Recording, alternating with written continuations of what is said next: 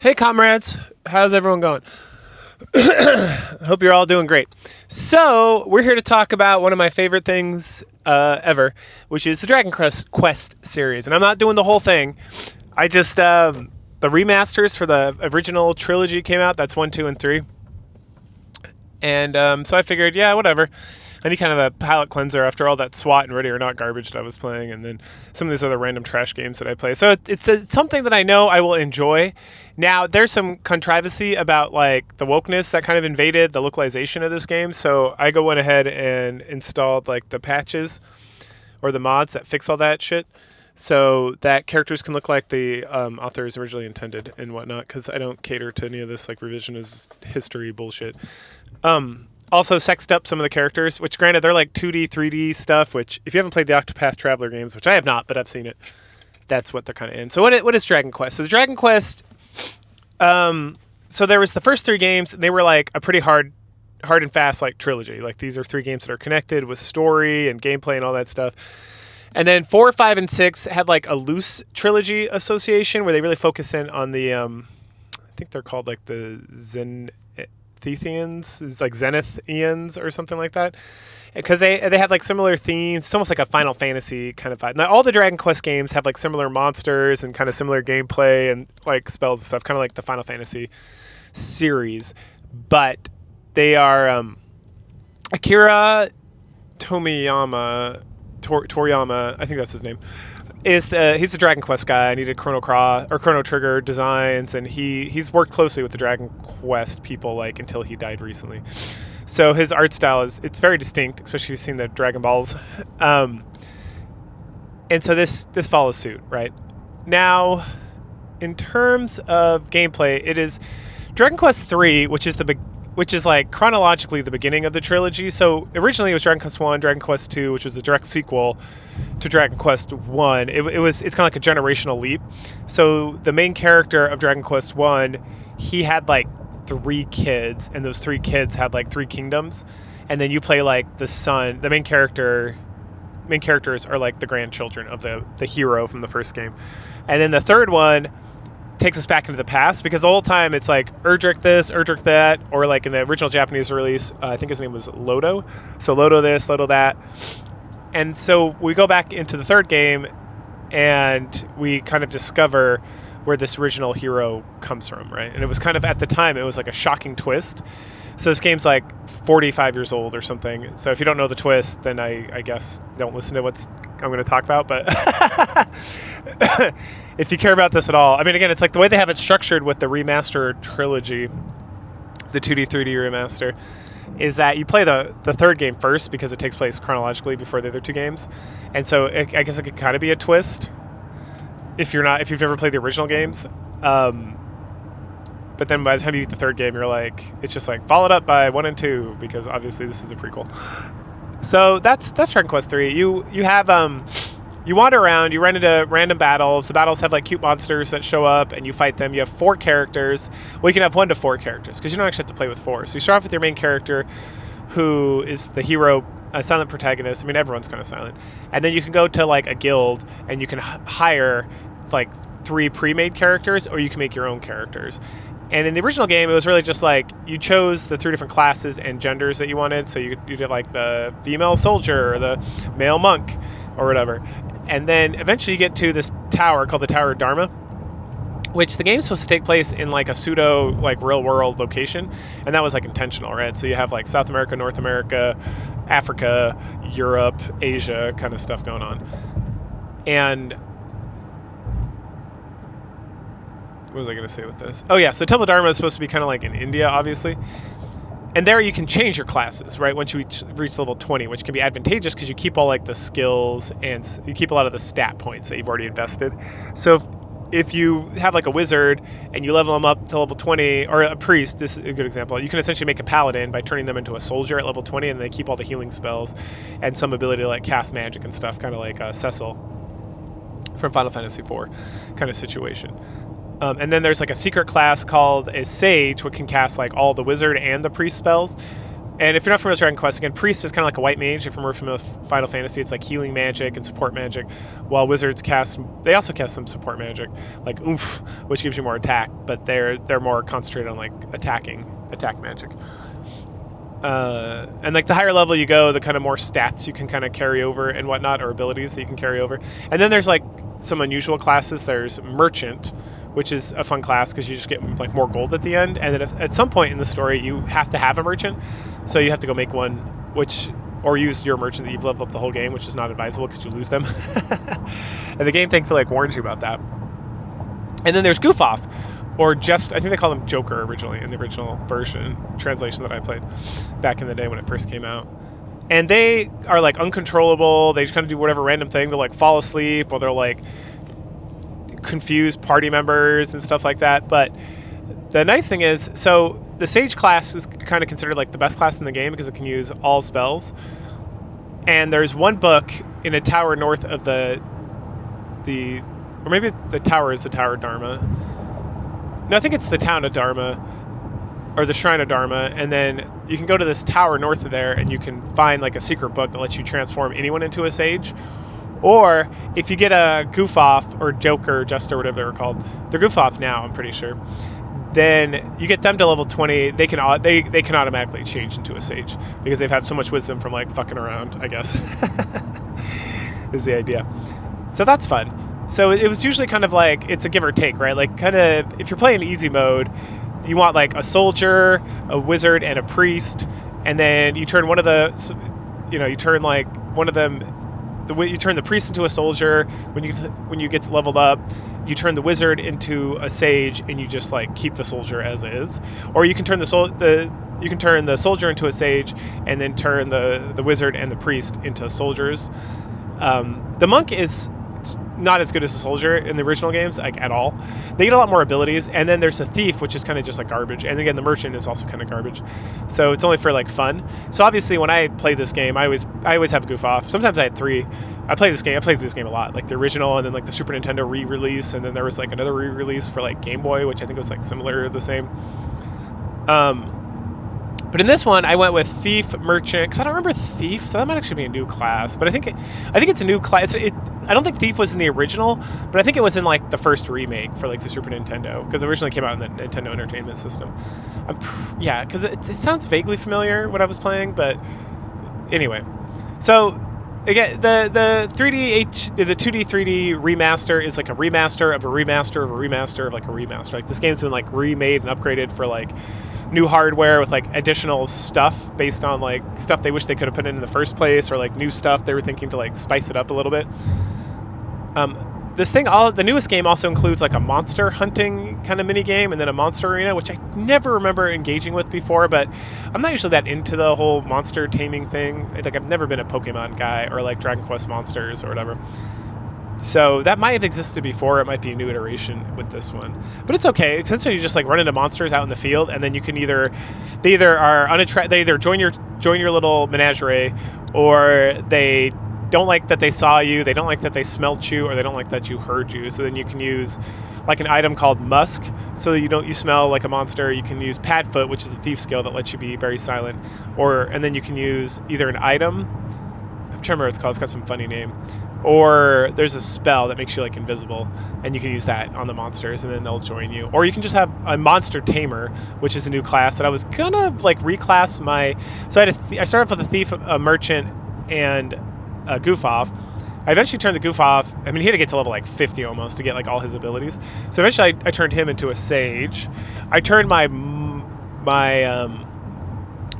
merchant into a sage, and then after he got all his sage spells, which you get at a pretty low level compared to like some of these other classes with their abilities.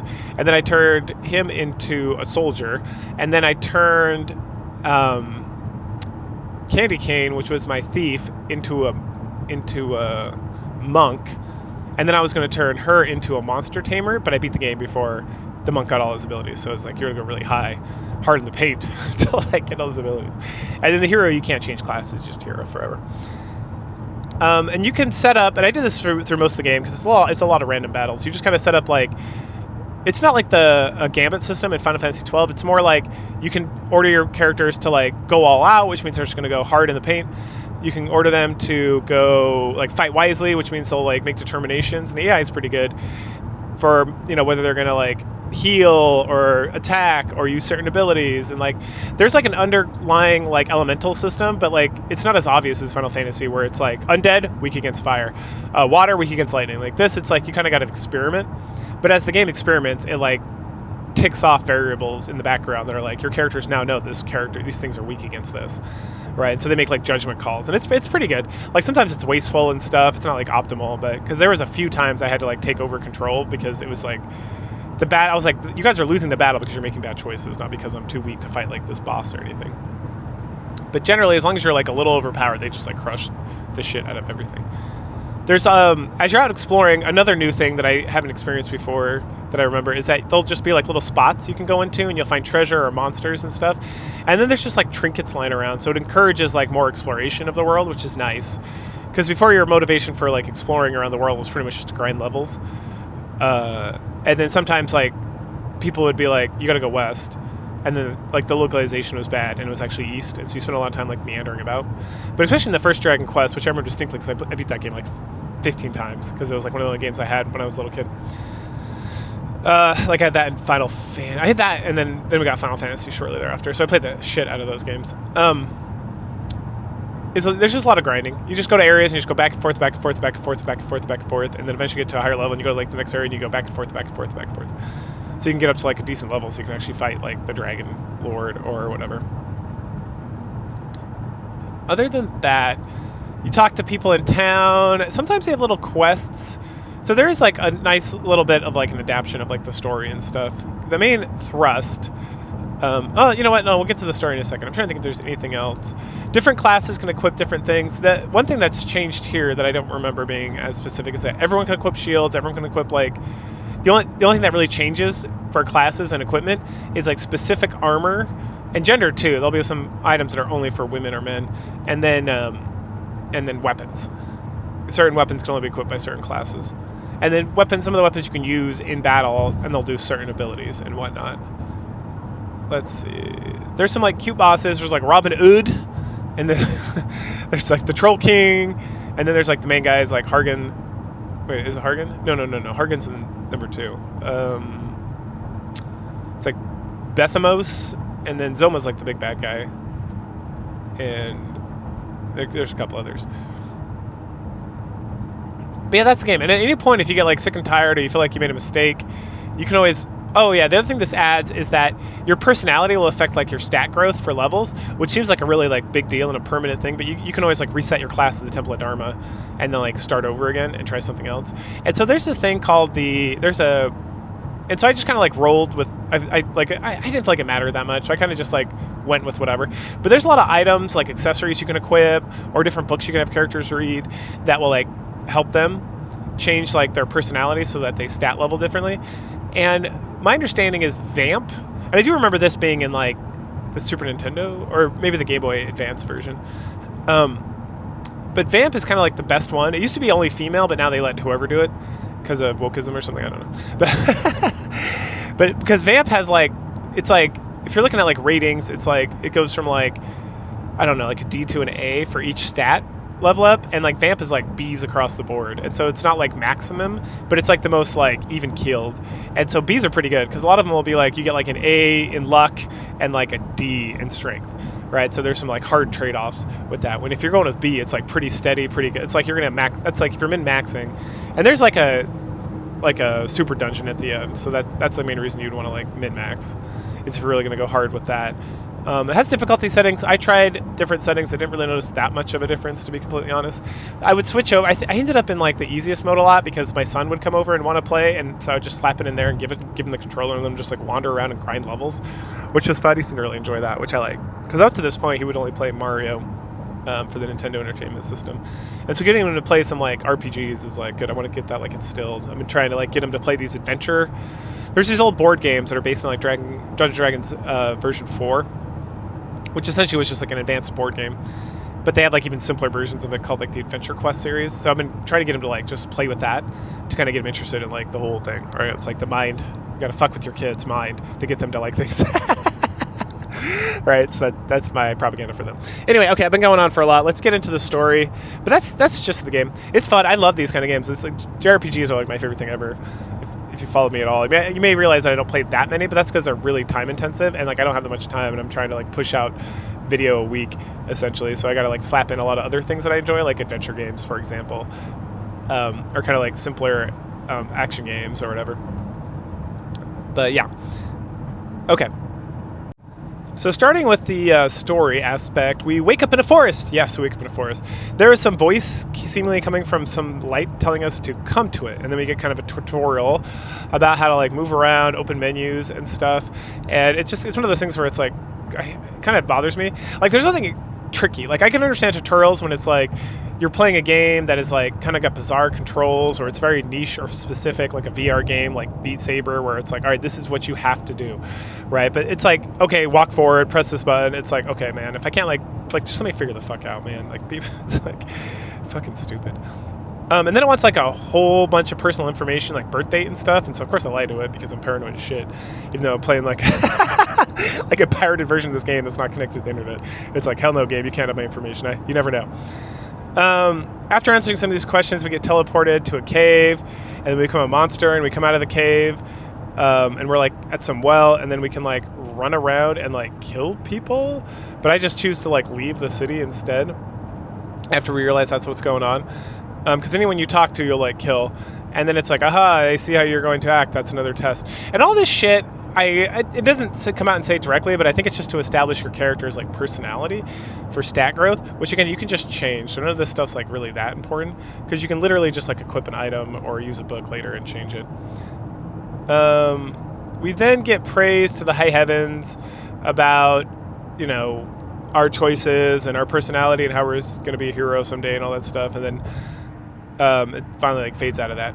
We then see a woman sitting with an old man, and she's reminiscing about a man named Ortega, and how when we, like us, the main characters, were born, that Ortega left on a journey, but that he has not coming back, and then it's been 16 years. Like, poor mom. Sucks. And then at the 16th year, the king wanted to see us, because we want to go on a quest to rescue our father, because we have like the adventuring gene or whatever. And so our mommy comes and gets us and wakes us up and tells us to get dressed. And then she takes us over to the castle and admonishes us to be respectful of the king and not to embarrass her or anything. So we explore the town a little bit. We explore the castle. We run into the princess. She's kind of funny. We learn that there's a thief in the dungeon and that he had a key that can unlock, like a thief's key is essentially what it is. That can unlock any of the red doors in the game. And so we got to talk to him and found out that he lost it on top of some tower that's close by here. We also learn about the archfiend. The archfiend is the person that our father went to go battle with, and that's why he's been gone this whole time. And so maybe he's dead because he never returned. No one knows. We then learned that, and this is where we go talk to the king. We learned that we asked the king to send us out on a journey, but he said we had to be 16 first, because that's like the age of consent, right? Which is now. So we chat with him about that. He then gives us a bunch of goodies and some advice to get a party together and not go fight on our own like our father. Like part of the reason our father probably failed or hasn't returned is because he didn't have any homies to help him out with, which is super fair and accurate. We also learned that we should start our search in the nearby town of Reeve, and that we're on an island separated from like the rest of the world, so like we haven't been as affected by like the archfiend, because it's just like the kingdom here, there's Reeve over there, I think the kingdom's Alihan, I think so, and we're kind of like in Australia, to be completely honest. Like it's like this big island in like the south, it's right south center, but it's between like where the pseudo Japan country is and like the Americas essentially, so we're pretty much there. So this one of the things I didn't mention before is that in these old games like this, you can like it became like a joke, and Legend of Zelda is kind of like this too. So if you've played the older Legend of Zelda games, you can kind of like just smash pots or like rob. You can essentially rob people blind of like all their money and their items they have hidden and like literal clothes. And then some later games in like the Super Nintendo, PlayStation era kind of made fun of this whole concept, where it's like you just like break into people's houses and steal their shit, and it's kind of fucked up, which was funny. But so we do that, and then we go get our party, which is, like I said, a merchant, thief, and a clown. And I'm super excited because we're going to do a lot of grinding because these classes are kind of shit. So we head out and start doing our grind fest. Now, when I'm grinding, I usually, in these Dragon Quest games, I almost always, in most games where it's like, I understand there's going to be like some sort of like leveling system where they're leveling up is actually like a big deal. I usually will stick around and like level up to at least like level 5. This includes a lot of the Soulsborne games too. I'll just kind of like hang out in the first area, just get myself to like, I feel like 5 in my head is like a good point, or like gain 5 levels. Because in the Soulsborne games, sometimes you start at like a different level depending on if you choose a different class. I usually just go like Naked Man with a pot on his head or whatever I can. And so I usually start at level 0. So I like to get up to level 5 so I can put a bunch of points in like strength and stamina or vitality or whatever the fucking thing is in Dark Souls 2, the best Dark Souls. So we just grind for a bit, get to level 5, kind of get my items all maxed out for this area. And then we finally head over to Reeve, which is the town the king mentioned to us. There's a guy mentions that there's a secret path to the tower where the thief key was left. And he also mentions that we need to go through like the shrine, which is to the south of the town. So we head over there. And then inside there we find, we kind of move through this shrine. And eventually we get to like the tower, which is on its own little separate island. And there's an inn at the base of the tower, which is pretty precious. And there's this like lady pretending to be like old to get customers. And it's like very obvious she's not. And if you thought like the model's just not matching up with what she's saying, when you go inside the inn, there's a guy there who's like, yeah, that lady is like much younger than she like pretends to be. And you're like, yep. So it kind of gets you in the face. So we sleep there. And then we head up to the tower. At the top, we find this like sleeping old man. And we wake him up, and he's like, I dreamed you would come here, and that I would show you where to get the key. And he gives us the key, and he tells us to use it back in Reeve because there's a guy there who's going to help us move forward and get off this island. And that he also says some funny, like there's a lot of like kind of humorous stuff during Quest. He says some funny thing about like, oh yeah, make sure you like interrupt him when he's not paying attention. He loves that. And it's like, what? And then this old man like falls back asleep. So we're like, thanks, old man.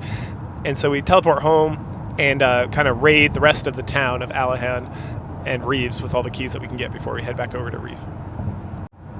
So speaking of the old man, when we get there, he is like, what the fuck? Oh wait, you're Ortega's son. All right, yeah, take this. And then he gives us the wrecking ball, which is like a giant bomb, and tells us that to make sure that we check up on our mom every once in a while and don't just leave her alone.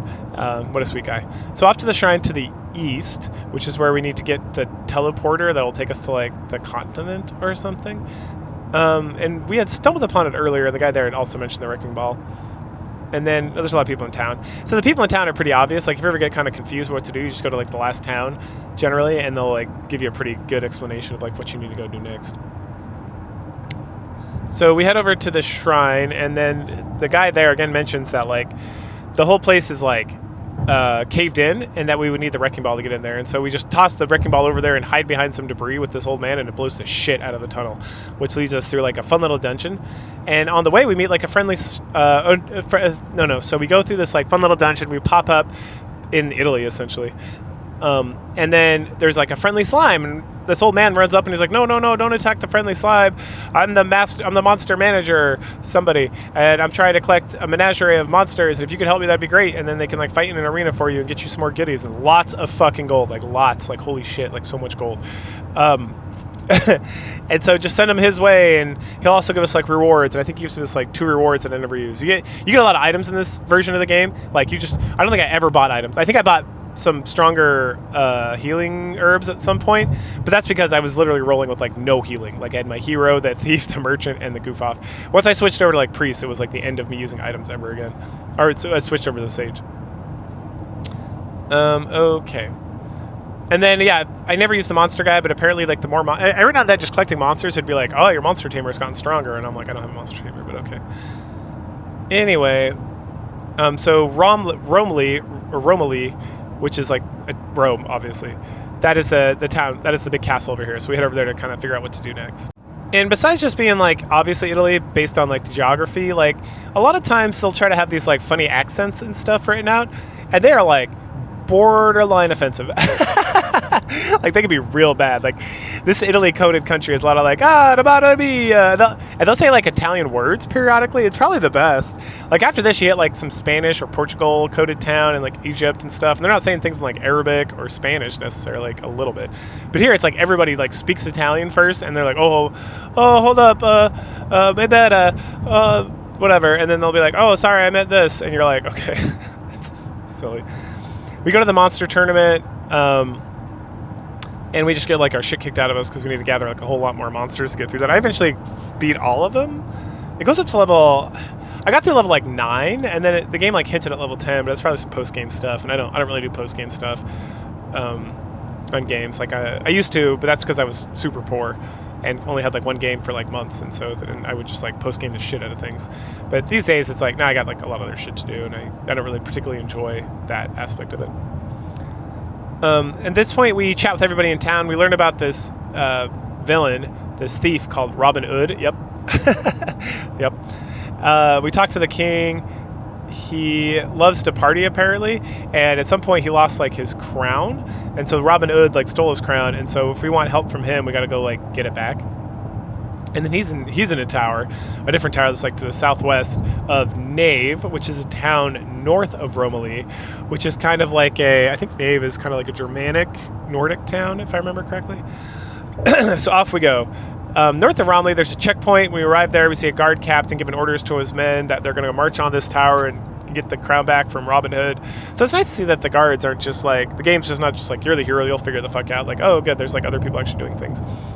The guard captain then speaks to us, and we learn about Portoca, which is Portugal, obviously. And it's a port town near here through like another checkpoint, but that checkpoint is completely closed because of the thief. They want to make sure Robin Hood doesn't get away, or Robin Hood. And so we got to get the crown back before we can go over there. And then we can get a ship, and then we can continue on with our journey going everywhere else that we can't get to here. We also learn about ISIS.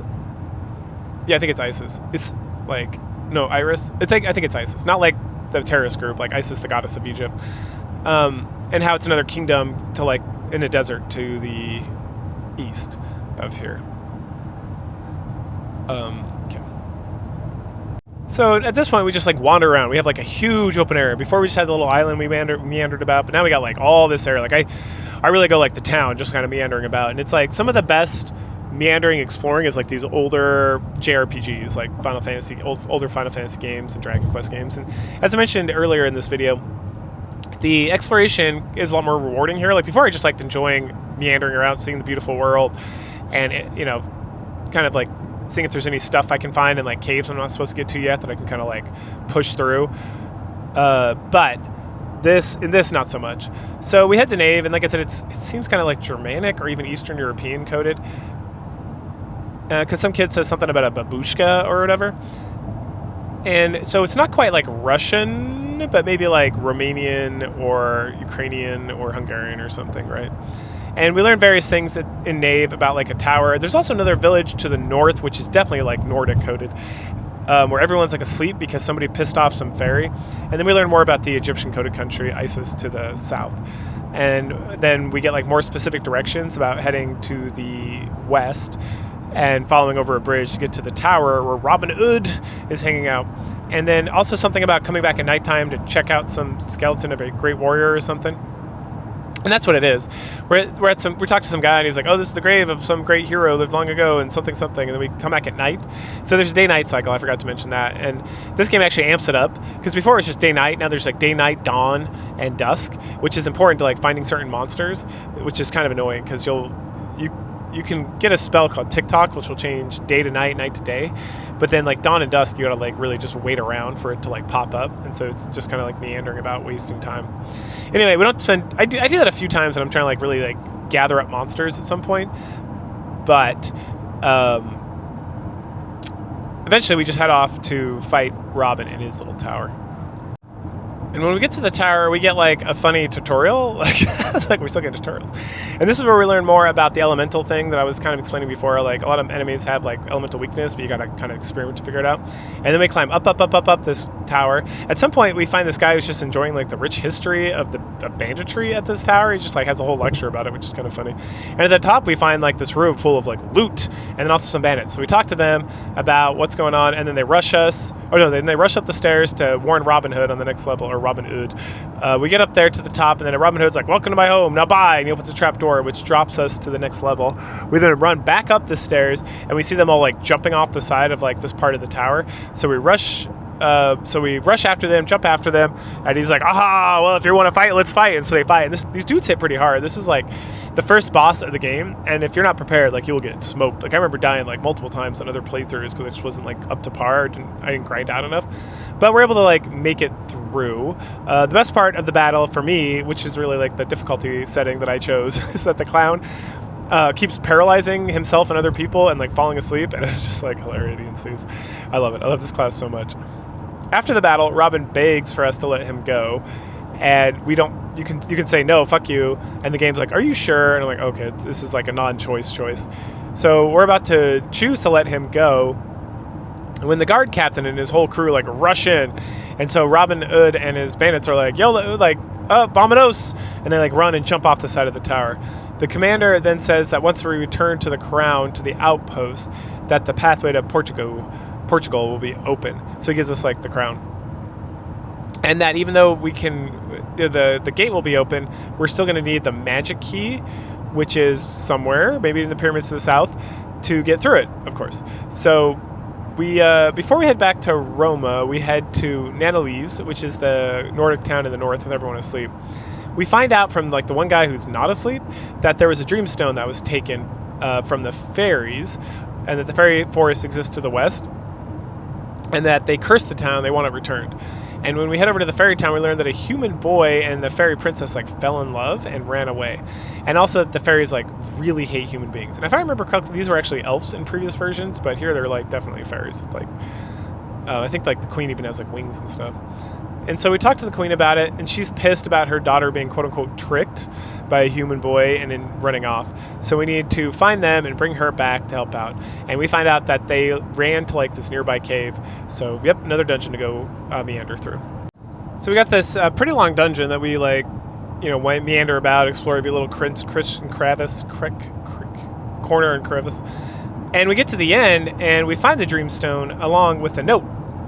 We find out that the note is from the fairy princess to her mother, and we find out that her and her lover, the human boy, killed themselves because they knew that if they ever went back, her mother would never let them be together, and they were like truly in love and all this stuff. And so we take the stone and the letter back to the fairy queen, and she's super sad because she knows that it's her fault that she drove her daughter to suicide by not being like more progressive or something. And so she gives us the literal called wakey powder for Nanalese and sends us on our way. Over at Nanalese, we use the wakey powder, and it wakes everybody up. There we meet some people who saw Ortega, our dad, and they were like, oh yeah, he was just here yesterday. But it was really like decades ago, or 10 years. I think it was 10 years these people were asleep. At some point I thought someone said 50 years. I'm like, that's not right. And so anyway, and that Ortega, before, like the day before he didn't get caught in this like sleep spell, he headed to Aslim, which is kind of like a Middle Eastern coded town, where he wanted to find the magic key.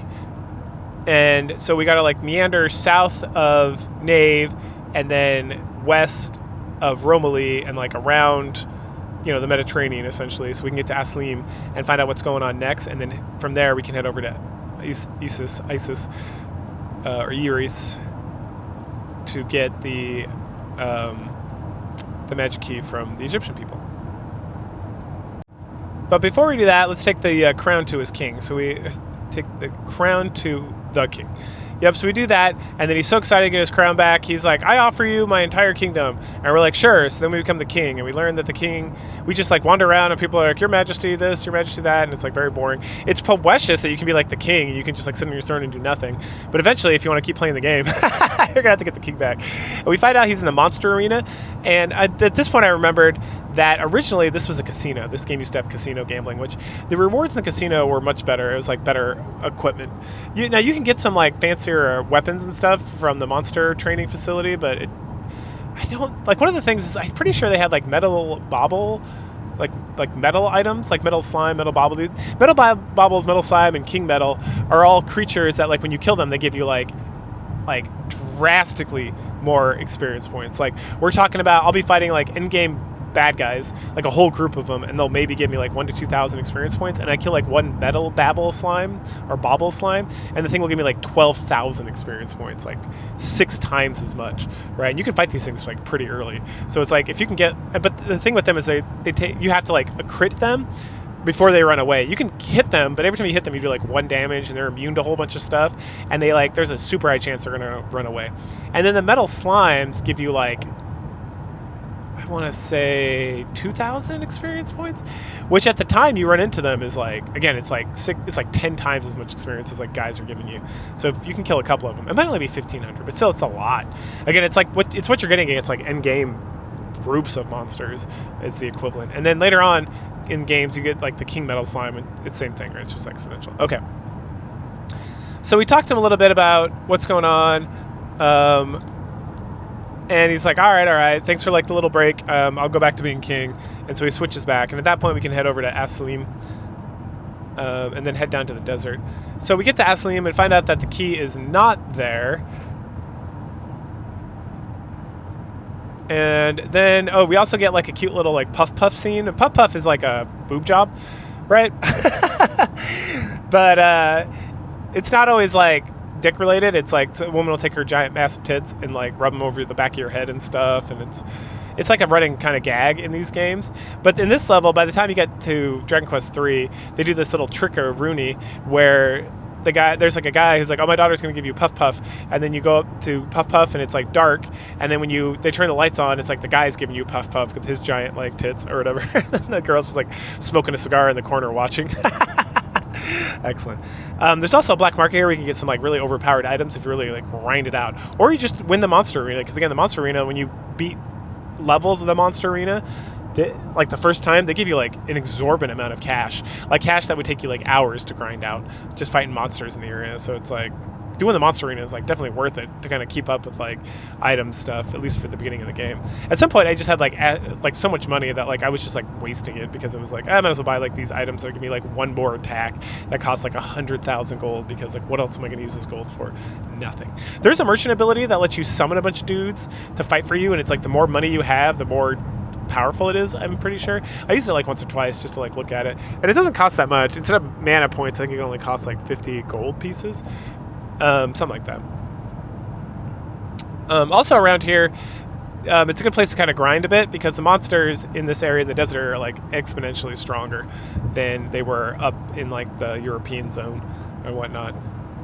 There's also a shrine that's surrounded by a poisonous swamp, and there an old man tells us that we should speak to the queen, but that she doesn't have the key either. So Asalim, they're like, oh, they probably have the key at Isis. And then this guy's like, no, she doesn't have the key either. It's in the pyramid, but you should talk to her first about what's going on with that.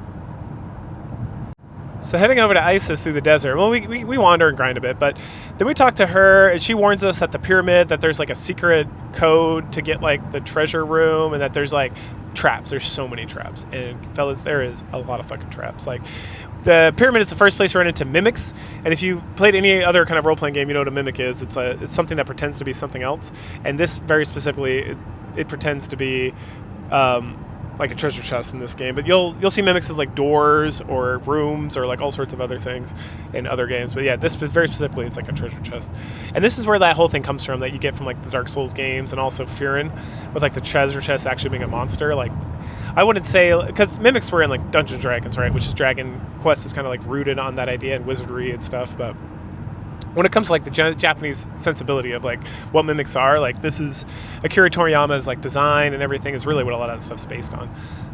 And then she also mentions that there's a catacomb below Isis where there's treasure, and that it's like there's a secret and she doesn't know exactly how to get there. But if you just kind of like follow the outside of the map, you can get down into this area, and there we can get a meteorite bracelet, which gives you a lot of agility, which helps you go faster in turns, and it's super good. And so we give it to our merchant, who's the slowest. And then we get a funny scene where like this mummy comes out once we take the meteorite bracelet, and it's like, hey, are you stealing that from me? And if you say yes, it's like, all right, thank you for being honest. I'm the old king who built the pyramids and this stuff. Good day. And so and he goes back in his tomb, but I was like, I don't know what he'd say if I said no. Probably nothing. And then we have to find some kids who are in the castle of Isis because they give us a song, and the song explains to us how to like avoid the final trap and get into the final room of the pyramid so that we can get the magic key. Right, and it's something. The song is not like a song that you have to think about with like riddles and stuff. It's literally like press the left button, then press the right button, but don't press the inner buttons or something like that. It's like it's like instructions more than a song. And so, but it was useful, right? Because the kids kind of help us out with that. At that point, we head up to the pyramid, and the pyramid is tough. It's huge. It's got a lot of places where you can fall. It's got a bunch of puzzles, like a lot of mimics and stuff too. We get to the buttons to get to the treasure chamber, and then there's this monster there, and his name's the Ripper of the Rift, and he is the next boss in the game, and he is super tough. Like it took me a couple tries. Fortunately, with the remaster, it doesn't just kick you back to the priest and take half your gold. What happens is it's like, hey, would you like to go to your last autosave? And the game autosaves like very generously. Or you can just like replay the battle. And I'm like, yeah, I'll just replay the battle and try it again. And this is one of those points where it's like, I was not at par of where I needed to be in this game, especially with my shitty team of like goofballs. So I really needed to like take a hands-on approach and like have people using like herbs to heal instead of just being like, YOLO, we'll just power through it. On my second try, which is where I won, only my hero survived, in fact, because he's a beast. And then he gained like 4 levels, which is nice.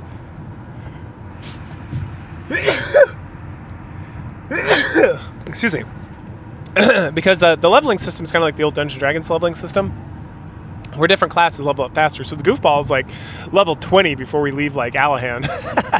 But the rest of the characters level up much slower, and the hero levels up the slowest of all. So him getting 4 levels kind of makes him more at par with the rest of the team, which is nice.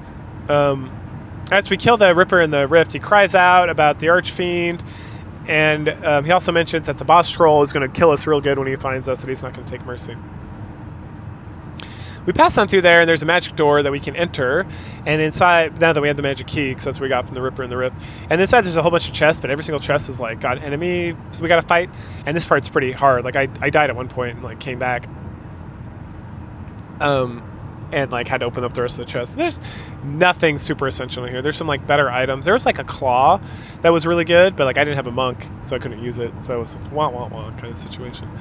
But then we head back to all the places. When we go back and talk to the queen at night, we sneak in there using our key, and she talks about how us being together, and then she gives us a trinket for being such a gentleman and not trying to like rape her or anything. It's like, thank you. And then it's time to go, pillage all the areas I couldn't pillage before now that I got the magic key. After doing all that pillaging, we eventually take the key, head through the checkpoint, and hit up Portuga. I think it's called Portuga. Which is the port town, and there we find that the king is like really into spice, and he's really desperate for more spice, and so he will give us his like flagship so that we can travel the world and do adventuring stuff, but he needs black pepper first. And it's like, all right, sounds good, man, where's this black pepper at? And he's like, hey, so you remember that there's a cave to the east of the desert and north of Asaim, and there's a dwarf in this cave. We actually found that cave before, and I was just like exploring and talked to this. It was just like curmudgeonly dwarf who's just hanging out in this cave. And he says that if we head there, we can use a letter that he's going to give us to get this dwarf to like finish the cave route. Because something about he can't send his ship to get spice because the monsters are too numerous because of the Archfiend or something. But the land route would be okay, and we can get there with the land route. And because he doesn't want us to get the ship and just like abscond out of there and never come back. And so we got to go. The town's like Bharatata, which is again like an Indian town, I'm assuming, or Southeast Asian, like Thailand or something. And so we take this like missive and take it to the door if we get through the mountains. And then when we get to Bharatata, we find this guy who's like running off to save like his fiance, and he's like the merchant that sells black pepper. And then the girl's father tries to stop him, but he's like, no, and they're like, please help us. And then we find out that that the girl was kidnapped by some assholes, and that if we can get her back and save the boy who's now run off to rescue his fiance, that the old man will make sure that we get some black pepper. And so, all right, let's go. We run off to rescue them. So talking to all the people around town and stuff, we find out that there's a cave, and you can literally see the cave from the town. It's just like north over some rivers. that's where the bandits are holding like the girl, or that's where they're kind of held up. But this is also where we learn about the Temple of Dharma, so we go there first.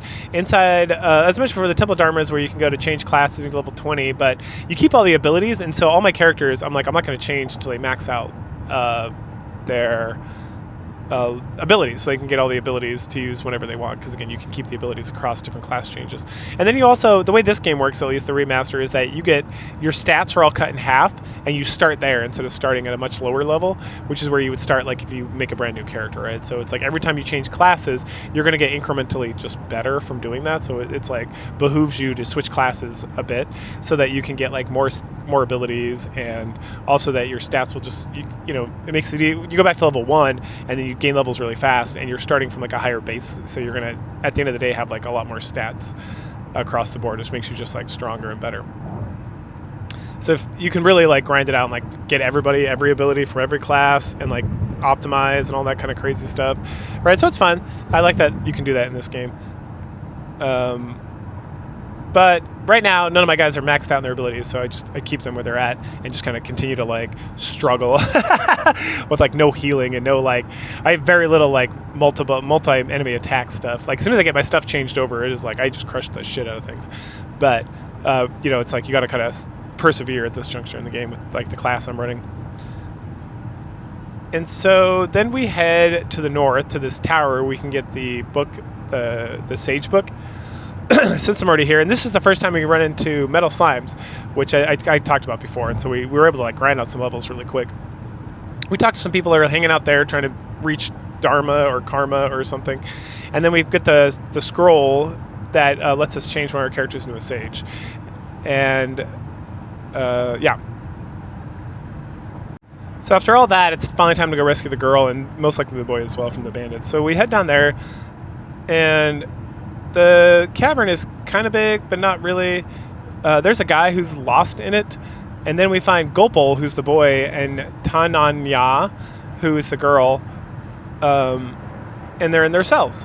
And as we rescue them, they run away to like head back to town. But then Robin Hood and his goons show up. Yep, it's Robin Hood again. Of course it was. Who else was this going to be? So we have to fight them again and beat the shit out of them. And then they thank us again for rescuing them, and they race home. We then... let's see, we'll lose twice. Oh yeah, he taunts us, we'll lose twice, obviously does, and he runs off. Okay, yeah, and then him and his bandit homies like run away after we beat them up as well. And then I decide that instead of like heading back to town to get black pepper, I'm going to explore a little bit more. So we do, and we find this place like Muscovy or whatever, which is this like Russian coded place. And then we enter. As soon as we enter there, some old man mistakes us for Ortega. It's like, Ortega, have you returned? But then others are like, no, old man, this is not Ortega. He looks like him, but it's not the same. And then we find the old man in the town, and he tells us this like fun story about when our father was there, and then he kind of lost his memory, and they were calling him, I can't say Russian, Paradivisionik or whatever. And many years ago, our father was found passed out near the village because monsters attacked him or something. The people took him in, they helped him. Then monsters attacked, and Ortega saved them despite still healing from his wounds and being injured. And then further into this town, we find his son, who's the town merchant and like blacksmith, and he has our father's old helmet, so we can get the helmet of Ortega here. That the helmet was so jacked up that when Ortega finally healed up, he left, but that over time, this son, as he got older, he was able to restore the helmet back. So for when Ortega returns, so if he returns. And then on the second floor, we find Petra, who's the grandson of the old man, or his whole family's like involved with this. And he tells us another story about our father. He talks about how when the monsters like attacked, and then we get like this badass cutscene of our dad just beating the shit out of a bunch of monsters. After we talked to him about that, we head back downstairs, and then we listen, and that his father, who is the guy with the helmet, he's like, oh, I was listening to my son like tell you the story, and it got me kind of thinking about everything that's going on. And then we reveal, I think at this point is when we reveal that like, oh yeah, we're the son of Ortega, and the guy's like, oh, I see that in you, and he'd love it if we found him soon. And that he's going to give us the helmet to use, and that someday when we find Ortega in our like journeys, then we can give him the helmet. And so we get the helmet of Ortega, which is like fucking sweet ass. It's very strong. And so then at that point, and then on the inside there's an inscription that was written by like our mother or like the guys in like Alahad who made the helmet for him like originally wrote like a little inscription for Ortega to say like, oh, this helmet's for you. We've dedicated our souls to it as your friends and blah, blah, blah, blah. So it's like, obviously this is our father's helmet, which is sweet. At that juncture, we're done with the Russian stuff. So then we head over to Baharata and we speak to Gobel, who's the boy who ran off, about the black pepper, and he is gone. But there's a merchant at the Dharma Temple who should have some black pepper. And I'm like, okay, so we could have just done that first place. So we head up to the Temple of Dharma, and this is like, in case you didn't go to the Temple of Dharma, like in case you just went to the cave and back, this gets you over there, I guess. And so we find the merchant like right outside the temple, and he gives us the pepper, and he talks about him and Gopal are good friends, and he knows the whole story, and he thanks us for like helping out. So I guess that was important for us to do regardless. Oh, goodness. So before we continue on with our journey to Portuga and the wider world, we head back home so we can show our mom. And we have, it's been a while since we saw good old mom, and we need to go say hi to her because she's all lonely and sad. So we head over to mom, and we show her the helmet, and she tells us like we get a cutscene of her and like when the friends got the helmet and did the inscription, all that stuff. And she's so happy that we came to visit and such and such. So that was a nice little scene as well. We head to Portuga to return to give the pepper to the king, and he loves it. It's time for a banquet. So we help ourselves and pass out. During the night, we dream of the fairy light lady again. She tells us that we need to help those in need and to defeat the wicked, and at this juncture, that we have a ship, we need to find the orbs, because the orbs are gonna allow us to access the kingdom or the castle of the Archfiend. In the morning, the king talks about sailing, and just like he promised, he gives us his capital ship, which is nice. And so now we spend a lot of time just exploring the sea. He does mention a couple of places we could get started. First, there's Japan, or Jipyong, and Samosa, which I think is supposed to be South America. And then right across from Portuga is the lighthouse. So we can head in there. Again, we get some guy talking about like the 6 orbs. Some other guy talks about a village that was overrun by monsters to the south. Another guy tells us some stories about crazy stuff at sea, like a ghost ship. Nice. So we get a lot of information here. We also visit a shrine. There they talk about the town that was attacked by demons, again to the south. We should check out this place. It's like Tenduki or something like that. It's like an African kind of town. And it was totally destroyed for not like helping the demons or something. And so we head there at night, and everyone's like alive, and the whole place is like hopping and having a good time, and we can talk to people. And there's a guy in a prison that we can't get to because they don't have like the jail key, the final key, the master key, whatever you want to call it. But during the day, we can go, and there's like something scribbled about an orb on the wall of the prison. So obviously we got to find this key, come back here, and this guy will give us one of these orbs. And that during the day, everyone's like dead, right? Because this place got destroyed by monsters. So we can find like a friendly monster here as well, and some other stuff. But that is kind of where we're at with that place. Let's see. And so we then head off to... we don't have a key. Okay, yeah, we do find out that this final key is apparently somewhere around Baharata, so that's the place we head to next, which takes us pretty much to Jipyong, the Japanese place. As soon as we make our way over to Japan, or Jipyong, we find these people talking about a missing girl and how she was supposed to be a sacrifice for Orochi. We also learn about Queen Pimiko, and they all love the queen. Or they all live in terror of the queen and Orochi, and how like the queen she chooses like sacrifices for Orochi periodically so they don't all get destroyed, and that Orochi lives in like this volcano nearby, like Mount Fuji essentially. They then disperse after having their secret conspiring council that we overhear. We then find this girl at Yayawi who's hiding in a jar in the storage basement. She's the missing girl. She tells us that she was ready to sacrifice herself, but that her bonds were loosed, and once they were loose, she got scared, and then she was like, nope, I'm done. And she tells us that we need to go to the cave to the east where Orochi appeared about 10 years ago. We also get told by a bunch of people that we should just leave and like not worry about it, because it's like they don't want us to get pulled into like this whole terrible darkness that they're all living in with like the sadness and all that kind of stuff. So we're like, nah, we're gonna go fuck this guy up. So we head over to the cave to fight this Orochi asshole who ends up being like a Hydra, I want to say. Yeah. So we go to the bottom of the cave, we fight this motherfucker, we kill the shit out of him, and then he like teleports the fuck out of there. So we don't actually kill it. And so we follow him through like the teleportation device, and inside, and that takes us back to Jiapeng.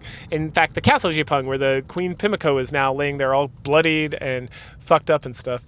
And so we go to fight her again, and she beats the shit out of me. So like no joke. I was like, damn, this got a lot harder real fast.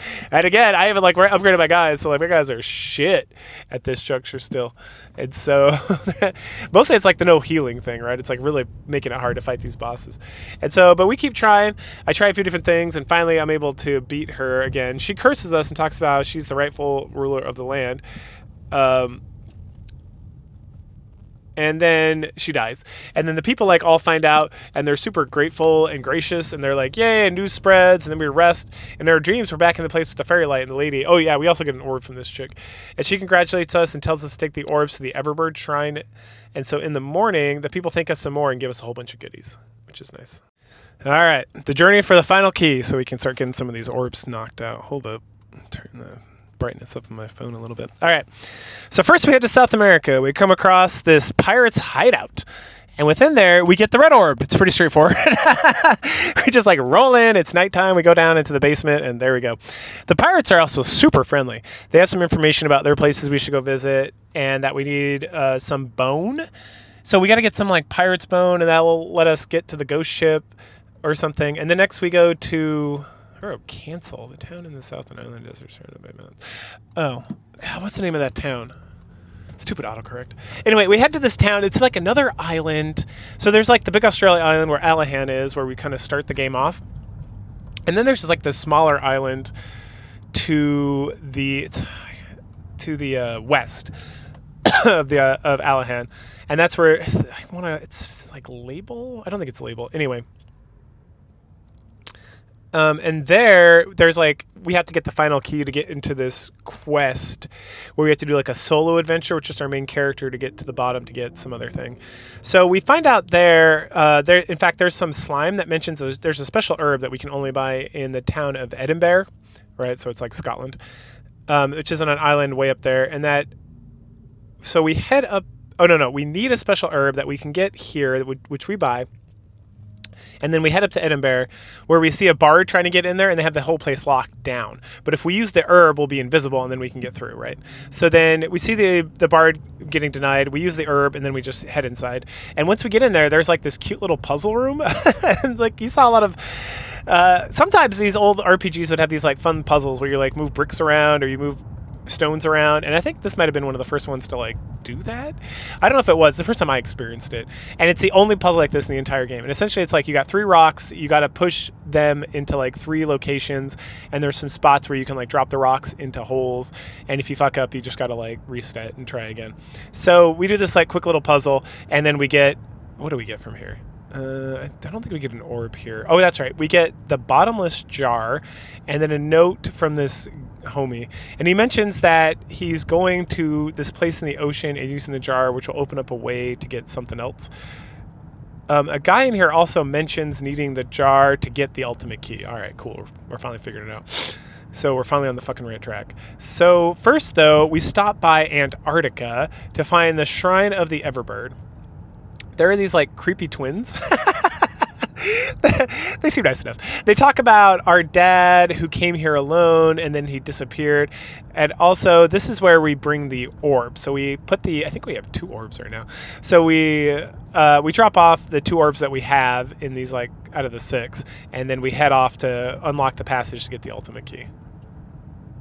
So the spot for the endless jug water or whatever thing, you might be like, oh man, the whole ocean, where could you possibly go? It's super fucking obvious. There's like this little mountain area in the middle of the ocean that as soon as you walk up to it, in like the remaster, you just like walk up and click on it, and it's like, ta-da! It drains all this water out of the area and like raises up this cavern. So this like little island thing pops up. And so we head inside and get the ultimate key, yay! And then also there's a skeleton. He tells us that there is a gaping pit, which is where all the evil comes from. And then the skeleton like falls apart. We explore some more around the world. We run into this dwarf, and this dwarf is a guy. He like teamed up with Ortega at some point, and then we get another like fun kind of like flashback movie looking thing. And they're talking about the helmet, how it's all fucked up, and then something about needing to get it fixed, and how they need like xeninthium, which comes up later, because this is like the legendary material that is like super rare, and it also shines with like a blue light or something. And he mentions that the dwarf who we meet at the shrine, he mentions that he believes that Ortega is still alive somewhere. And then we head over, now that we got the ultimate key, we're going to head over to Lancel. That's what it's called, not Cancel. Lancel, which is a little island it's got a cave surrounded by mountains that we can only get into with the final key. And when we get into that final key, this priest is like, only one of you can go. It's the Trial of Heroes or the Shrine of Bravery or something. And so we have to go in alone without the rest of our team. So the Shrine of Bravery, or the Trial of Bravery, or whatever it is pretty funny. So we're all by ourselves, but the monsters are like weak as shit, and also I'm like way overpowered anyway. So I could probably solo a lot of the monsters that I'm fighting just like out and about in the world, to be completely honest. But they give us a little like break because it's just us alone. The nice thing about the hero in these games is that they tend to, well, not in the second one unless they changed it in the remaster, but in the original one, so you just had like the one character in Dragon Quest 1, and so he got like all the spells, right? He got attack spells and healing spells and whatnot. And then Dragon Quest 3, the hero character, and the hero characters generally in these games, outside of like Dragon Quest 2, like again, unless they changed it in the new remaster, he just fights, But this hero gets like some of the best spells in the game, like Giga Zap, which just zaps the shit out of things, and then he gets some really good healing spells, and like it gets a self-healing ability called Meditate, which like max recovers you for like a pretty minimal amount of MP. Plus you got items and stuff. So this thing was a lot harder back in the day because you didn't get as like fun abilities. Like there was just like magic and attack, and also your items that you could carry were very limited. Like in this, you have like a bag of unlimited like items, which is a nice, it's a nice thing, not gonna lie. But back in the day, it was like, nope. Like you got your weapons and your items, or your weapons and armor, and then you gotta like just plug in as many like medical herbs, and there wasn't any like super medical herbs like there are in this game that heal for more. It's like your medical herbs healed you for like very minimal amounts.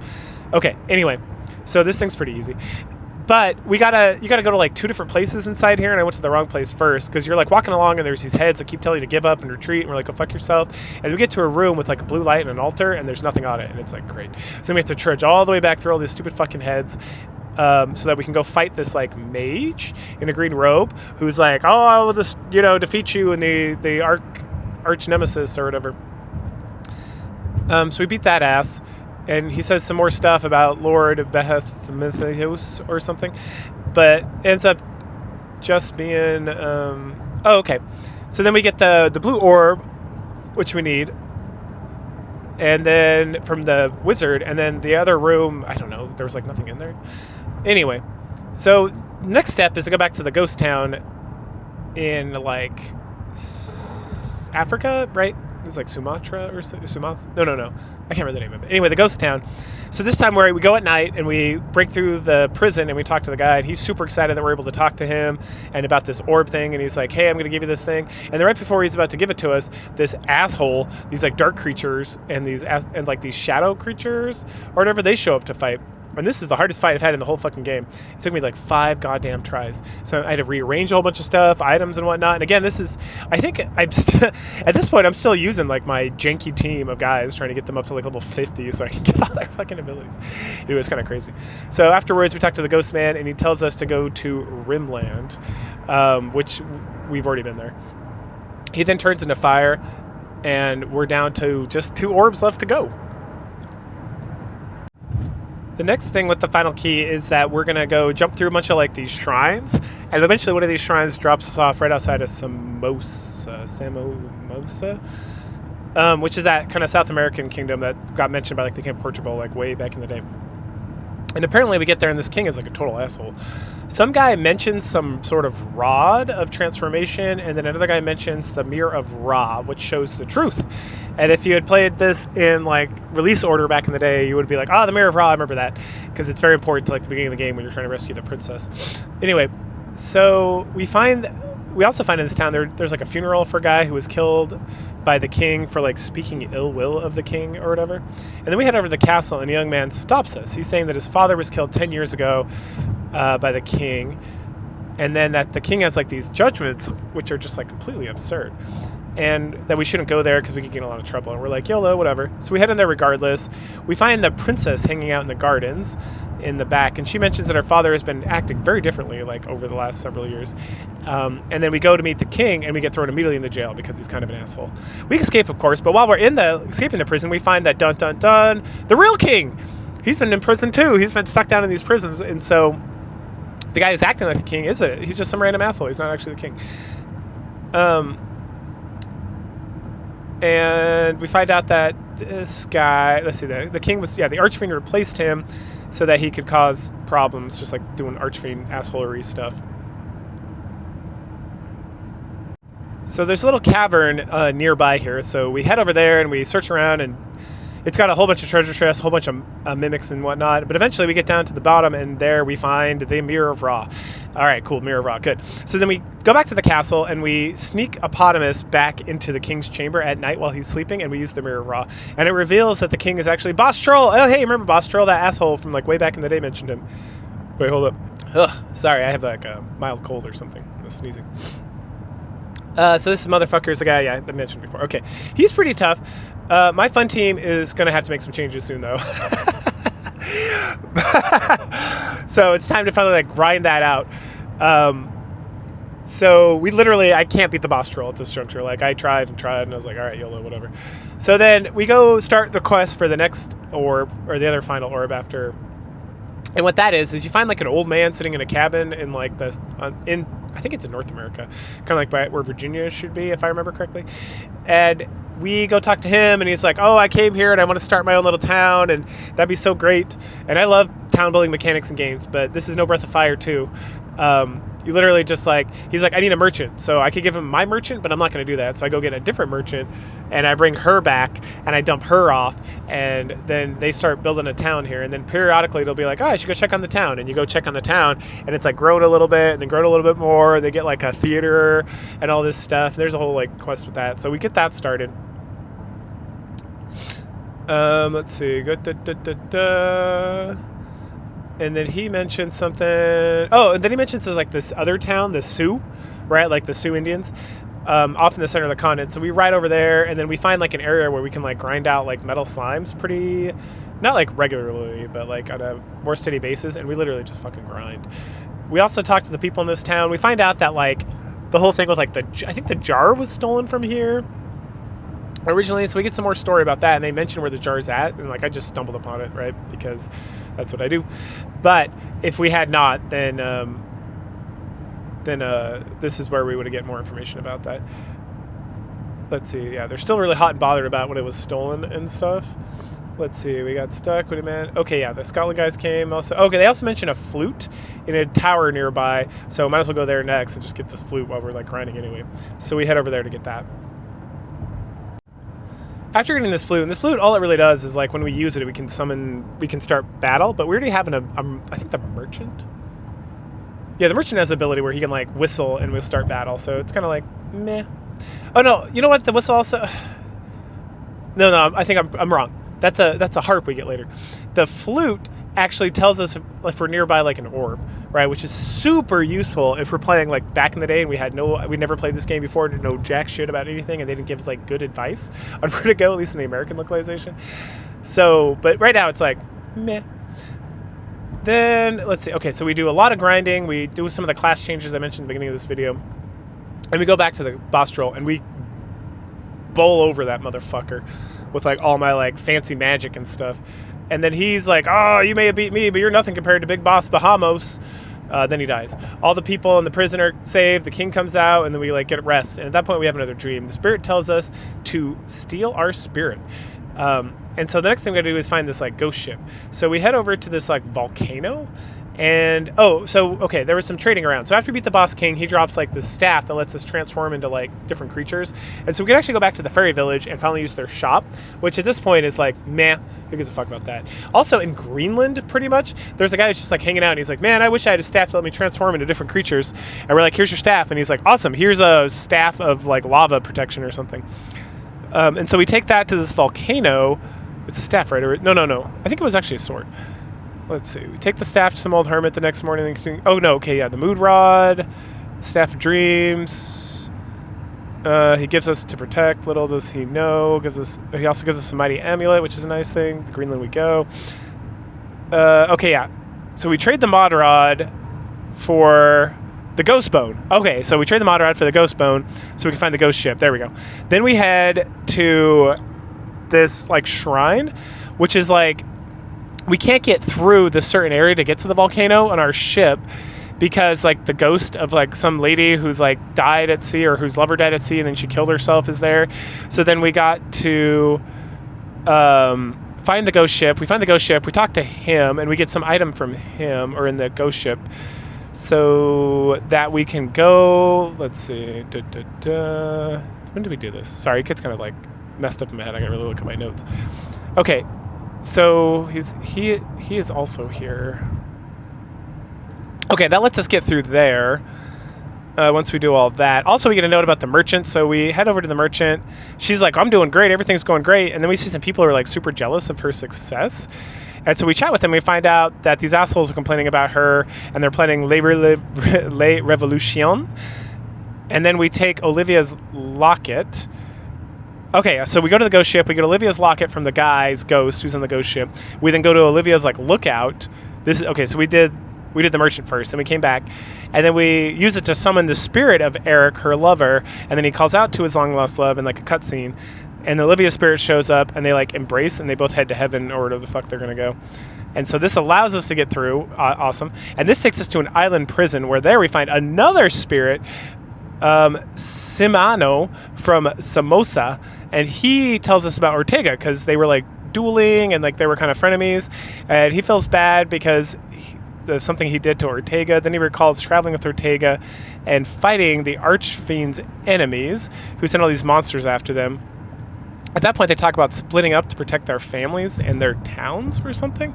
And then Ortega thinks about donning a new guise to hide himself. We then come back to the present, and Samano talks about the sword we need. He talks about the sword that we need to have the volcano explode, and then he hands it to us, or he's like, it's over here, you can take it. So over at the volcano, we're finally able to toss in the sword, and then this Garboiki, this gargoyle monster shows up. He mentions being the person who fought with Ortega before, and that Ortega and him like fell into the lava. And then he also talks about Lord Baja Ramos, and how he's actually in charge of everything that's going on here. So we fight. It's another tough battle. I lose the first round, but then this is where I take direct control, and I abuse all the buffs and debuffs system and really just beat the shit out of him. And then he complains about being defeated, and then we get like the flashback of Ortega. We see a scene where Ortega beat the shit out of the whole bunch of gargoyles and did a leaping attack on this guy, taking them both into the magma, where supposedly Ortega dies. At that juncture, we toss the sword into the fire, and the volcano explodes, creating a pathway for us to get to like another location.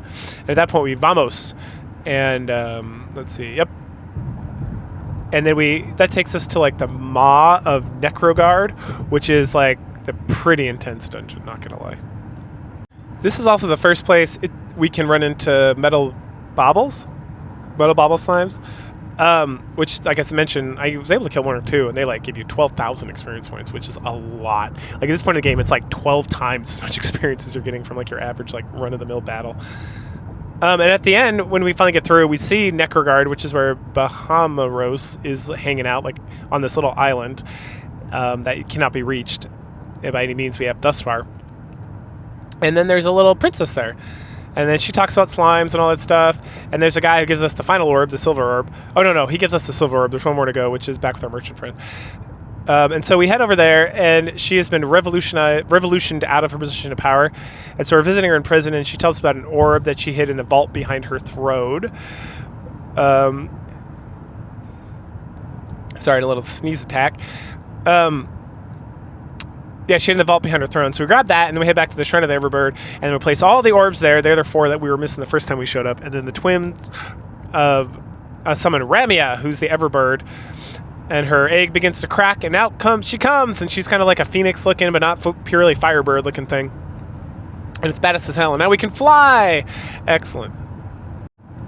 So we fly around a bit, hit up a bunch of these like islands and stuff we couldn't reach before, do a lot of like kind of questing, not questing, but just getting more monsters and just checking out all these places we couldn't do before. And finally, after a bit of time, we decided it's time to take out the Archfiend Bahamut.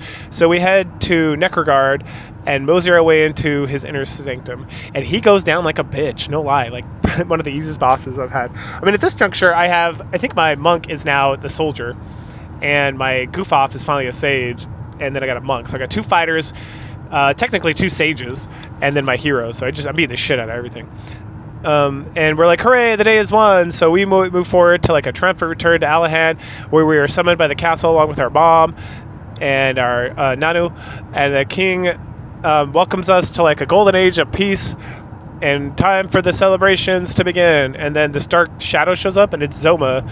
And he kills a bunch of the guards immediately, and then announces that he is the Lord of Darkness, and that he's the one who sent Bahamut to this land, and that he lives in the world of darkness, and that we will never know peace. And he laughs and says, I could destroy you all right now, but I'd rather you suffer. I love suffering. Suffering's the best, so just be sad. And he leaves. And so we are sad. And then we decide to rest. During the middle of the night, we wake up and we talk to our mom about everything that's going on, and she thinks about our dad. He talks about him. And then we have a dream about this like foggy area of the world opening up. And so we head there next. And there we find the Dragon Queen, and she's about to die. Wah, wah, wah. But she's going to talk about how her progeny is going to carry on. And then she gives us the Orb of Light, not to be confused with the colored orbs that we collected earlier. And she says using the Orb of Light is how we're going to be able to defeat... I think it's Zoma, or is it Zamos? I wrote 2 different things. Zomos, I think it's Zomos. And then she dies and leaves this beautiful like golden egg behind. And then all her like priests and dwarfs and fairies and everyone that's here, it's like crying and being sad. And so the next thing is we need to go to this like crazy pit. And in this pit, we're going to be able to transcend to a different world. We get there, we talk to some guards. They talk about how there's this pit that showed up one day and that people went in and never came back out. And so they built a wall around it. But then with like, at the same time, once we killed like Bahamut, that there was like an earthquake and it shattered like the walls. And so now we're able to like access it to get to this other world. Before we can jump down, though, we got to use the sphere of light to shoo away all like this dark gas goo stuff that's like mist surrounding the area. But once we do that, we're jumping the hole and we wake up and we're in a new world. The sky is all dark, like completely dark, like it's always night or whatever. And this guy like immediately sees us and welcomes us to his home. We then tell him that we're there to destroy the Lord of the Underworld, and he tells us that we're in Alfgard and that we should move to Tantagil first, as this castle over there. And then he gives us a ship so that we can sail over there because he's on like a little island or whatever. And that from Tantagil we can see the Fiend's Island where Zomas lives, the Lord of the Underworld. Yeah. He also gives us a map of the whole world, which is nice. Very convenient, very gentle young man. But instead of going to Tantagil, we meander about. We go to some cave where we find the hero shield. Then we hit up this farmstead and learn about this bard named Gaian. And then in the basement there, we find his harp. And this harp is the one that can summon monsters, but it's not really useful outside of that. After fucking around for a bit, doing all that stuff and just exploring the land, we head over to Tantagil, which is the capital of the people in this world of Alfgard. We find that people here all came from our world, and they got stuck here jumping into this pit, and that they slowly built this kingdom, and that it wasn't always like this crazy awful place. An old man then shows us Zomas' castle, which is locked away on an island with no way to get there because we can't like boat over there. It's like full of cliffs and stuff, but there's got to be a way. And then there's like some thing about like rain and sun creating a rainbow, which will guide us to like Zomas' castle or whatever. We also find out that our father showed up like 10 years ago and that he had lost all his memory around here, and that he stayed for a while and was able to like serve the king, and while he was serving the king, killing monsters and whatnot, that he eventually recovered his memory, and that one day it seems like he just like disappeared. So we travel around and we find this Tower of Rubies, which is the goddess of this world, and apparently she's locked away or something, and that we need a flute that is in another place to use at the top of this floor. Not the flute we had in the other world, but like a different flute. Our next stop is this town of Cole, and there's a weaponsmith who fled from Jipyong with his wife when she was set up to be sacrificed. I kind of mentioned that before in that other town.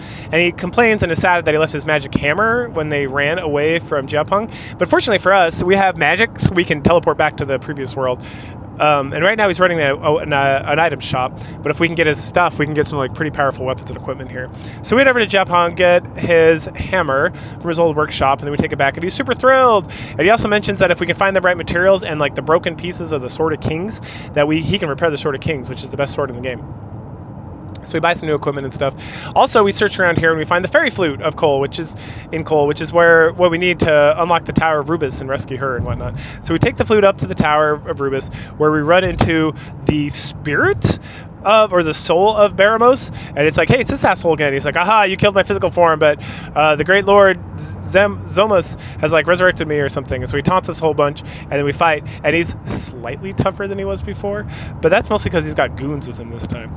And then we defeat him. He swears that he'll get us next time. He also talks about the warning of Zoma and how he's going to warn Zoma that there's a warrior of light or something here, and that he needs to be cautious and make sure that something. And then he also mentions an axe-bearing warrior, which is obviously our reference to our father, Ortega. Anyway, we free Rubus with the flute, and she's like this sexy, boobacious, beautiful angel lady, and she tells us that her powers aren't fully restored, so she won't be able to help us fight Zoma. She talks about the Rainbow Bridge, which is like the hint we got earlier, is that we need to create some sort of rainbow bridge to get to Zoma's castle, and mentions the Orb of Light from the Dragon Queen, and now she's happy that we talked to her and got that before he came down here. Also, she talks about Zoma is the lord of the underworld who threatens all life everywhere, that he's not even from this world. This world used to be like okay, but then he came here and like ruined it, and he's been using it as like his base of operations ever since then. She then instills her essence into the Orb of Light before like flittering out of there. As we travel around some more, we find this mine in the lower part of like the continent, and these guys are all looking for some sort of magical like auriculum or something like that. And also there's some of Robin Hood's men. They're all here. Yay. They talk about needing a bomb so they can get some rare ore or something. So we head back to Reeve, get another wrecking ball from that guy, and we return and there's like no way to use it. So I'm like, okay, maybe later. Spoiler alert, that maybe later never happens. Maybe it's like a post-game thing, but I was never able to figure out how to use it. And the metal I need to repair the Sword of Kings, you just find later on. So I don't know what the point of all this was, but I'm sure there's some point. Anyway, next we go to Rimdale, which is another city here in this world. So there's a guy here who wants a copy of our magic key, which is funny if you played like Dragon Quest 1 first. Also, we hear a lot about Ortega and how he headed to Zoma's castle but then disappeared. In the inn of Rimmel, we find his diary. So apparently he lost his memory but was starting to get back flashes of it back, kind of like we learned in Tantagel. And then he had a lot of regrets about leaving his family, his son, and his wife. And he feels like he can't return. He needs to continue forward. Like he's come this far, and all this stuff. Like it's too late for him to like give up the quest at this juncture, and he's going to keep going forward. And then he's going to help the people in this land find help if it's the last thing he does. We then wander around some more, and like I said, we find the auriculum or whatever we needed to repair the Sword of Kings, but we still don't have the Sword of King pieces, so he can't do anything about that. Then we find the fairy lady who's been talking to us the whole game. Hey, she's just chilling in like another tower in the very south of the continent in the middle of a poison swamp. She mentions that she's a servant of Rubis, and that when she was like captivated or captured, she only had so much power, and so she reached out to us to like help us, spur us on to adventure so we could come rescue Rubis, because she knew that we had the power of light within us all along or something, and that with the power of friendship, because friendship is magic, we'd be able to overcome all things and get here. And she gives us the Staff of Rain and then heals us. And on our way out is this sassy fairy that tells us she hates all humans, except for Ortega, who she was in love with, because he saved her once, and if we wouldn't mind, could we please find him and help him? And so we head to the last town, which is Mercado, to find the broken sword.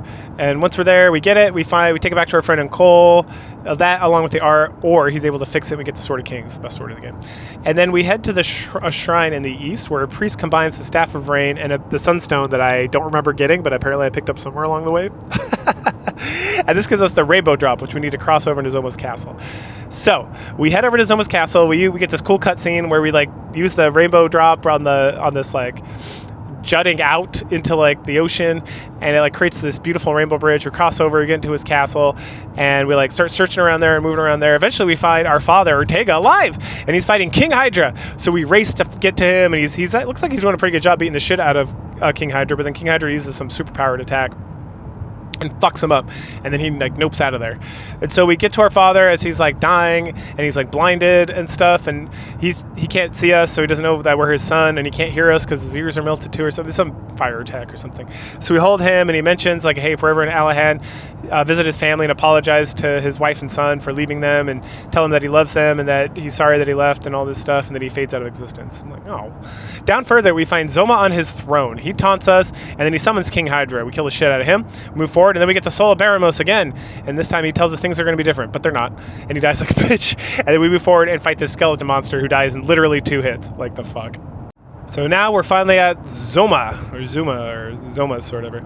He taunts us, then we fight. After about 3 turns in the battle, the Orb of Light shines, destroying his barrier and starting the real battle, and then we beat the shit out of him. He then tells us that we may have won the battle, but we've lost the war, because there is going to be someone else with like a greater evil will who will rise in his stead, and he will doom the people, and we will not be able to save them because it'll be years from now and we'll be dead. Ah ha ha, he laughs. Despite us defeating him, he's still going to win in the end because he's putting like the heart of darkness in somebody or something. He then laughs and passes out on the throne, which is pretty funny. He's like, oh, I'm tired. And then the castle starts to fall apart and we run away. Nevertheless, we get knocked into a chasm. But then we like pop out in the cave where we got the hero shield, because there was like a I don't know how they're connected at all, but that's what happens. So we then get to slowly walk back over to Tantagil, where oh no, this place also kind of collapses as we leave. Oh, and as we walk out of the cave, the whole sky clears up, presenting a beautiful world that's free from darkness. And then as we get to Tantagil, everyone's super excited that we saved the world, and everyone's super happy. And we get back and we see the king, and he's like, "Ah, oh, thank goodness you've returned." And then he talks about how, like, when we destroyed Zoma, not only did it defeat him and end the darkness, but it sealed up the passage that allowed us to, like, fly back and forth to home with our magic spells. So unfortunately, our poor mother lost her husband and now her son, and now she's all alone with her father. Like, fuck, man. So that's going to be sad for her. And that we can no longer return to our home world, and because the gate's been sealed or whatever. And then we get the title of Erdrick, which is, again, when this happened, it was like, oh my gosh, that we're Erdrick, oh, crazy. And then all these games are related because it's the line and whatnot, or whatever. Here it's just like, okay, I don't know what that means, but sure. But what it literally means, according to the king, is that it's the greatest title in all the land. It's for the greatest of heroes and all that stuff. And then there's a huge celebration, and there's like dancing girls and confetti and music and bards and stuff. And then at some point during this party, we see like all our teammates are like hitting on chicks or like dancing or doing all this stuff. And then we see us talking to like the king's counselor, and then just like wandering off on our own. We find out that like after all the parties and celebrations and stuff, that our companions tried to look for us, but they couldn't find us, and that the last anyone saw, we were just like walking off on our own. But we'd left like the Sword of Kings, the Shield of Heroes, and like the armor I never got in this playthrough, leaving it behind, and that ends the game. And then we get, then during the credits, we get shots of people doing things that are references to like the future games. And we also see our mom just like sitting alone being sad. And I was like, oh, that was super sad upon us. After all the credits and everything, we get the outro, which leads into Dragon Quest 1. And here we see a priest watching over the Dragon Queen's egg. He promises that he will watch it, take over it, and make sure that it's okay. And we find out his name is Hargun, which means nothing to you and won't mean anything in Dragon Quest 1 either. But in Dragon Quest 2, he's like the ultimate villain, and he's the final boss. But I guess a spoiler alert. And then after that, you can like save your game and do post-game shit, which involves going through like a secret dungeon or something and all that stuff, which if you follow my stuff, you know I don't give a fuck about any of that. So that's into that. So that's Dragon Quest 3. Excellent. The remaster was good. I wouldn't say it was better than playing the original back in the day, but it was good. Like, if you want some good old school role-playing funness without all like the jank or like the actual difficulty of playing a game on the Nintendo Entertainment System that's trying to do too much, then this is an excellent way to like enjoy this delightful game and get you into the series. So highly recommended all around. This is fantastic. This might be one of the best things I play all year, to be completely honest. We'll see how the other 2 games fare. They are much shorter, so it should be smaller videos as well, but you can catch those in the next week or 2. Or in 2 weeks and in 4 weeks or whatever. But yeah, go ahead and like, share, subscribe, comment, and I will catch you guys later. Bye.